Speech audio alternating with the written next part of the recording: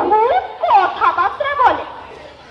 আর বলবেই না বা কেন, এখন তো ওই মোবাইলেরই যুগ। তাজা বলেছ।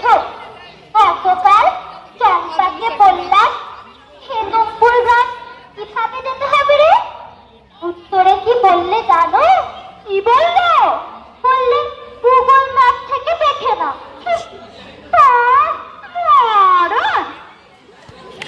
এ তো কিছুই নয়। আজ সকালে চম্পাকে বললাম বাজারে যা, বাজার থেকে একটা ফুলকপি আর একটা কুমড়ো নিয়ে আয়। উত্তরে বলে যে অ্যাপ আছে, চিন্তা নয়। অ্যাপ আছে? সত্যি?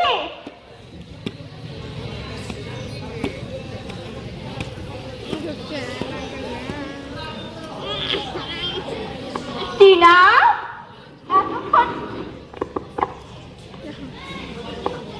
এতক্ষণ কোথায় ছিলিস তুই? আমি তো একটু বিউটি পার্লারে গিয়েছিলাম নেইল এক্সটেনশন করতে। দেখো সুন্দর হয়নি? ও তোরা যে কি করিস আমি কিচ্ছু বুঝতে পারি। আন্টি, এখানে ওয়াইফাই নেই, নেট খুবই স্লো চলছে। কি বললে তুমি? হাইফাই? হাইফাই? আন্টি, হাইফাই নয়, ওয়াইফাই। তোমার ওই নেটের থেকে না আমি আমার পেটের ভাতের কথাটা বেশি ভাবি। তাই আমার বাড়িতে সব হাইফাই জিনিস নাই। কিন্তু যা বলবেন বলুন, এই বাড়িটা কিন্তু অনেক ওর, বুঝলি কি না? এখানে একটা শর্ট ভিডিও বানিয়ে আমার ইনস্টাগ্রামে পোস্ট করলে হু হু করে ফলোয়ার করবে। আচ্ছা তোর কতজন ফলোয়ার্স হয়েছে ইনস্টাগ্রামে? আমার 90,400 জন। ওয়াও, দারুণ তো। আর আমার জানিস মাত্র 2,200 জন। কি বলা? দেখেছো দেখেছো এই মেয়ে কাটলে দেখেছো? তা তো দেখতেই পাচ্ছি। মা গো মা, কি ছিড়ি! এ তো কিছুই নয়। গত বুধবার আমার 99 বছরের দিদি শাশুড়ির মারা যাওয়ায় কি করা যায় জিজ্ঞাসা করার পর ওই মেয়ে বলে হোয়াটসঅ্যাপে স্যাড ইমোজি দিয়ে দাও। ইমোজি দিয়ে দাও। ইমোজি? ইমোজি?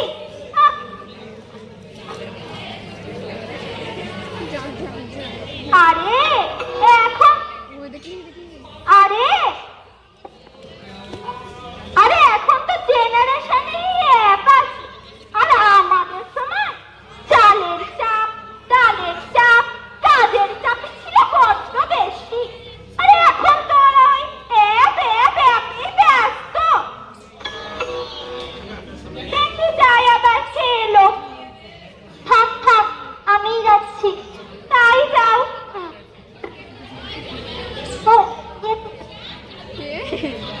ধন্যবাদ। কি বলো? হ্যাঁ, তোমার চিঠি এসেছে। ওই দাও দেখি। চিঠি? এখন তো হোয়াটসঅ্যাপেই লিখে দিলে হয়। হোয়াটসঅ্যাপ? ওরে মা বিমল, ওরে মা চম্পা, তোর ওই চিঠিতে আবেগের গন্ধ থাকে রে। তা তো হোয়াটসঅ্যাপেও হাসি কান্না কত রকমের ইমোজি রয়েছে। তাই ইমোজিতে কি আর চোখের জল ভিজে? ঘাম মুছতে, চান করতে, ভাত খেতেও কি তোর ইমোজি লাগে না ছাই লাগে? মা, তুমি যে ওকে ওভাবে বলছো, তুমি কি জানো অনলাইন ব্যাংকিং হতে লম্বা লাইন এখন কি আর আগের মতন হয়? মা, এআই চলে এসেছে যে তোমার সাথে ফুটবলার মেসির ছবি বানিয়ে দেবে, গুগল কত প্রশ্নের উত্তর দিয়ে দেবে। তা তো সবই বুঝলাম মা, কিন্তু আমি তো পেপারে এটা পড়েছিলাম যে ওই বিহারের নাকি কয়েকজন লোক গুগল ম্যাপ দেখে রাস্তা চিনতে না পেরে ব্রিজ থেকে পড়ে মারা গেছে। তাহলে আর কি বলবো বল মা? কিন্তু মা, এটা তো বিচ্ছিন্ন ঘটনা। বিচ্ছিন্ন না, বিচ্ছিন্ন না, ছিন্ন ভিন্নতা তো দেখতেই পাচ্ছি। আর কত